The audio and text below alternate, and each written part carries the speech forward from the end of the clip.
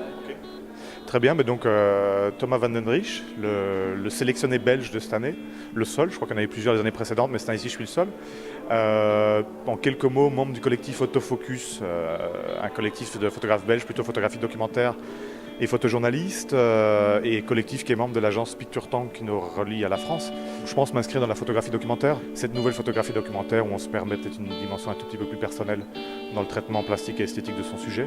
Et ici, le boulot qui a été sélectionné pour les boutographies, c'est un peu un changement, c'est la première fois que j'interviens réellement sur les images, donc je joue un rôle sur le placement des personnages pour donner ce côté un peu étrange au sujet que je traite et ce côté un peu intemporel. C'est en fait une tradition en Belgique qui s'est maintenue que dans une région bien particulière entre la Sambre et la Meuse, qui doit couvrir une 25 villages, je pense, où ils ont gardé cette tradition catholique de des processions où ils sortent les saints, les vierges et leurs reliques. Et donc à l'époque où ça se faisait, il y avait toujours un risque. La manière dont moi j'ai voulu travailler, ça a déjà été traité, c'est un sujet en Belgique folklorique qui a été traité sous l'approche du reportage, comme beaucoup de folklore, et puis moi j'ai essayé de rendre ça plus intemporel.